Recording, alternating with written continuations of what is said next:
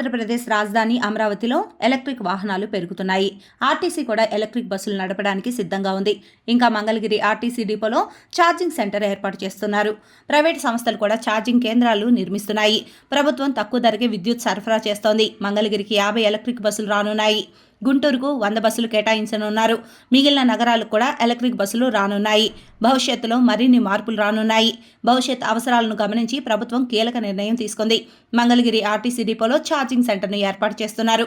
Electric వాహనాల కోసం MTMC కేంద్రంగా 7 మెగావాట్ల సామర్థ్యంతో ఛార్జింగ్ పాయింట్స్ ఏర్పాటు చేయనున్నారు. ఈ మేరకు విద్యుత్ శాఖ నుంచి గ్రీన్ సిగ్నల్ రాగా విద్యుత్ సరఫరా చేస్తోంది.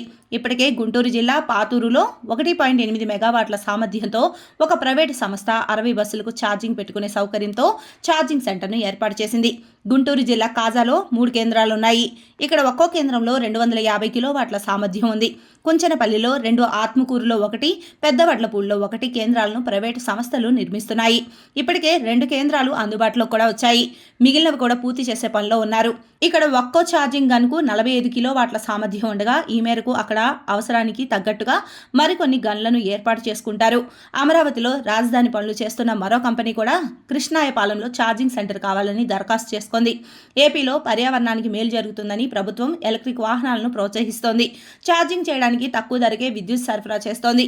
యూనిట్కు ₹7 మాత్రమే వసూలు చేస్తోంది.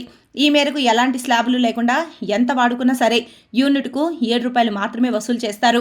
అలాగే ఆర్టీసీ కూడా ఎలక్ట్రిక్ బస్సుల్ని నడిపేందుకు సిద్ధమైంది. త్వరలోనే ఆర్టీసీ ఎలక్ట్రిక్ బస్సులు అందుబాటులోకి రానున్నాయి. అందుకే దీనికోసం 3 మెగావాట్ల సామర్థ్యంతో మంగళగిరిలో ఛార్జింగ్ సెంటర్ తీసుకొస్తున్నారు. ఇప్పటికే విద్యుత్ శాఖకు దరఖాస్తు చేయగా మంజూరైంది. ఈ సెంటర్ కోసం 4.70 కోట్లు ఖర్చు అవుతుందని అంచనా వేశారు. 33 kV విద్యుత్ సబ్స్టేషన్ నుంచి ఆర్టీసీ గ్యారేజ్ వరకు ప్రత్యేకంగా లైన్ వేసి విద్యుత్ సరఫరా చేస్తారు. ఈ నిర్ణయంతో విద్యుత్ సరఫరాలో అంతరాయం ఉండదని చెబుతున్నారు.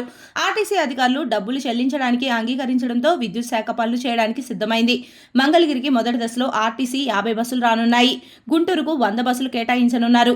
ఆ తర్వాత మెల్లగా వీటి సంఖ్య పెరగనుంది. అటు గుంటూరు డిపోకు కూడా ఎలక్ట్రిక్ బస్సులు రానున్నాయి.